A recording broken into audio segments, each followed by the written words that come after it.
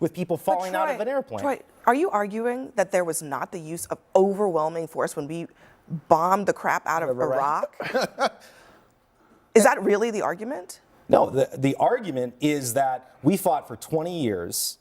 We did take out terrorist networks. We took out the network and the leader who attacked this city in the largest terrorist attack in world history.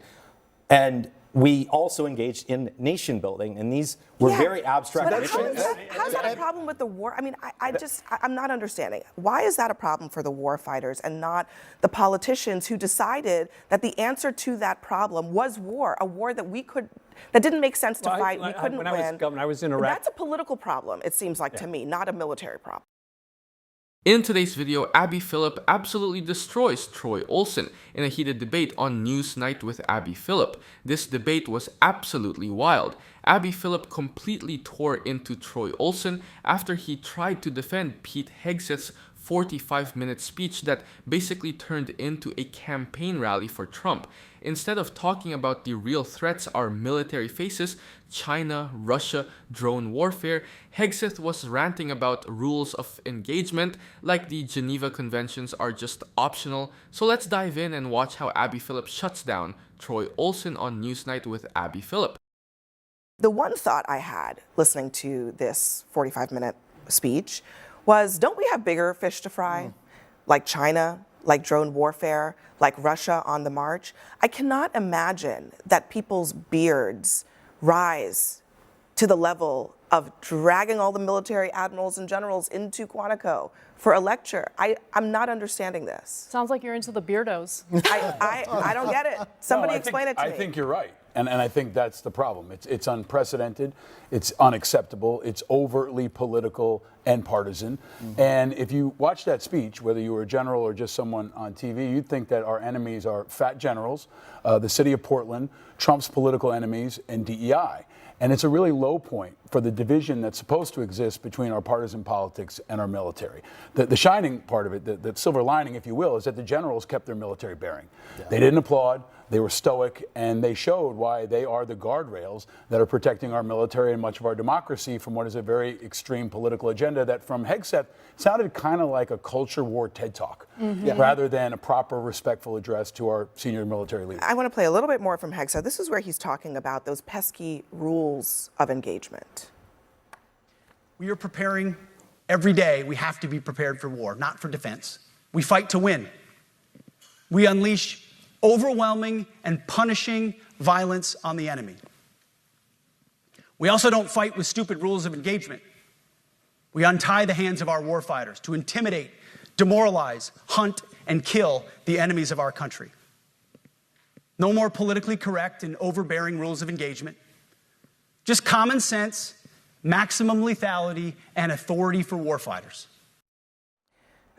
Troy, I mean, is the argument here, let's go back to like barbarian warfare where there are no rules of engagement, everything goes, you know, no such thing as a war crime, you can do whatever you want? Is that the argument? So warfare is fundamentally something that is very hard to write down in the international law, the law of war.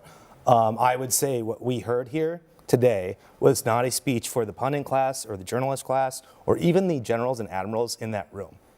I think it was a speech for the warrior class. And he spoke about the warrior class a lot in his book, on his show, and he's building that military. And by warrior class, he means the few families across this country and the same towns that have, since we become an all-volunteer force, have consistently bore the brunt and the sacrifice, especially in the post 9/11 era, of that service. And I think he's speaking directly to them. Man, listening to this whole exchange, I just couldn't help but shake my head. Troy Olson tries to dress it up as some kind of pep talk for the warrior class, but let's be real. Tearing up rules of engagement isn't strength, it's recklessness. Those rules exist for a reason. They're not political correctness. They're the very thing that keeps US troops from committing war crimes. And more importantly, they protect our soldiers too. You don't think ignoring international law has consequences? Ask the veterans from Iraq and Afghanistan how quickly hearts and minds were lost when civilians got caught in the crossfire. Every time that happens, you're not just killing the enemy, you're creating 10 more. And let's also not pretend this is new. The US military has had this debate before, and history proves that when we ditch restraint, it backfires. Look at My Lai in Vietnam or Abu Ghraib in Iraq. Those weren't just tragedies, they were massive strategic losses that handed propaganda victories to our enemies. You can't build long-term security on brutality. Meanwhile, Olson keeps saying this was for the warrior class. But who's actually in that class? Less than 1% of Americans serve today, and the overwhelming majority of them follow those pesky rules of engagement with honor. To act like the only way to respect their sacrifice is to unleash unrestrained violence is not just insulting, it's dangerous. What they actually need is leadership that prepares for modern threats like cyber warfare, drones, and China, not speeches that sound more like a culture war rally than a strategy session. At the end of the day, Abby's right to call out just how absurd this is. If the biggest military in the world is being told its problem is beards and DEI, then we're ignoring the real threats and setting ourselves up for failure. And these are the 65% of the veteran population that voted for the Trump-Vance ticket for President Trump. And that's what I think what is the message? What's the message to them? Is the message, again, I think my question is... The message is come back. We're back. In a concrete way, when he says the stupid rules of engagement, let's also remember that this is the Pete Hegseth who lobbied President Trump to pardon people who were convicted of war crimes. So is that what we're saying? We're okay with war crimes now? I mean, obviously, we're okay with war crimes. We support a country that's committing atrocities right now. But I mean, the United States military. Yeah, that's what he's saying. He's saying the rules are actually written down. They're called the Geneva Convention. And most of the modern world and Western world abides by them because it's a code of conduct. It's what holds us above the standards of our enemies. But the audience was not the warrior class. It wasn't the generals. It was the TV cameras. It was the base. And maybe it was the world in some way because they wanted to say, look, we have control over the most powerful military on the planet. And there's nothing that the Democrats or the moderate Republicans or anyone else can do. So it was a giant flex of their culture war, of their ideology, of the way they want to reimagine not just the military, but the country. That's really what this was. And that's why I think it's such a low point for our military, because they're again being dragged into some of the most divisive issues of our time. For over 2 decades, we've been fighting wars to fight them, not to win them. And we need to build a military. Did you and I not fight to win? We fought to win, but the politicians and a lot of senior leadership did not fight to win. Why do you say that? We didn't have clear goals. A lot of those senior leaders in the room, we did not have decorated veterans who served in We did Iraq and not Afghanistan follow a alongside. doctrine that goes in with overwhelming force. It felt pretty overwhelming at we times. when I was absolutely there. had, Right, but we stayed absolutely there used for 20 overwhelming. years, and we abandoned Troy- it. We had the fall of Saigon on live TV with people falling out of an airplane. Troy, are you arguing that there was not the use of overwhelming force when we bombed the crap out of Iraq? Is that really the argument? What really strikes me about this debate is how casually Troy Olson brushes off the rules of engagement as if they're just some bureaucratic nuisance. They're not. They're literally the backbone of how the US maintains legitimacy in war. The Geneva Conventions exist not because we're soft, but because every time the US military has been seen as operating outside of them, Vietnam with My Lai, Iraq with Abu Ghraib, it has been a catastrophic loss of moral authority. Those moments weren't just embarrassing, they actively fueled insurgencies, handed propaganda wins to our enemies, and put American troops in more danger. And let's be real here, the idea that America hasn't used the overwhelming force in the last 20 years is laughable. In Iraq and Afghanistan, the US dropped tens of thousands of bombs, unleashed the full might of its air power, and deployed hundreds of thousands of troops. The issue wasn't lack of force, it was lack of strategy. You can't bomb your way into winning a war when the mission itself is unclear. No amount of unleashing the warrior class fixes that. Plus, the notion that veterans overwhelmingly back Trump doesn't tell the full story.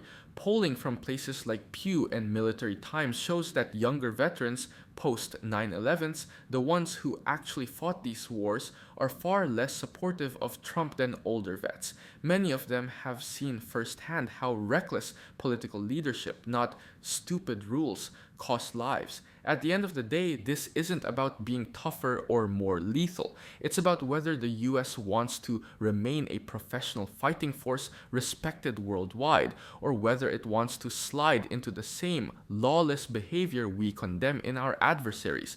That's the real line here. No, the argument is that we fought for 20 years. We did take out terrorist networks. We took out the network and the leader who attacked this city in the largest terrorist attack in world history.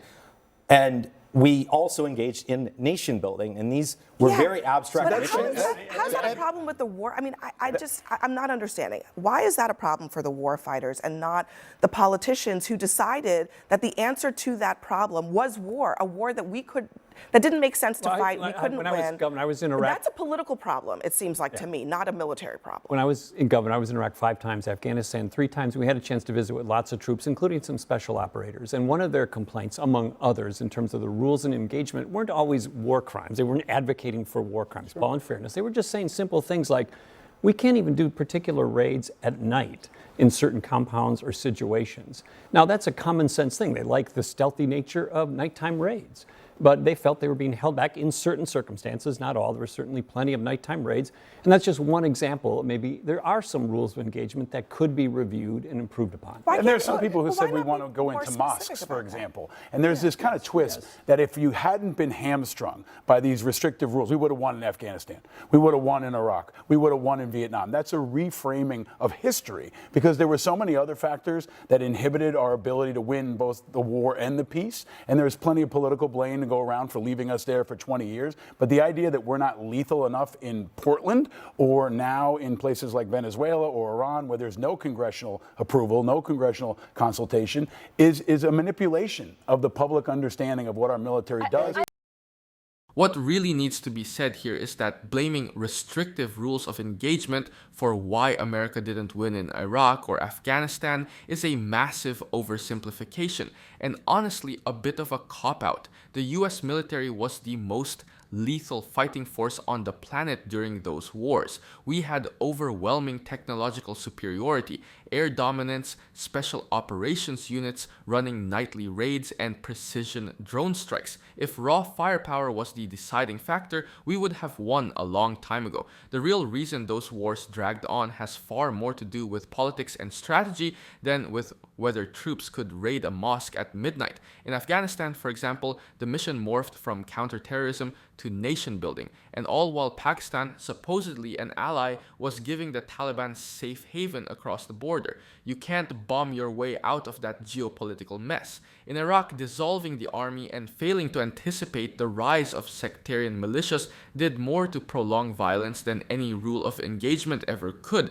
And here's another key point: loosening or scrapping rules of engagement doesn't just put civilians at risk, it puts American troops at risk.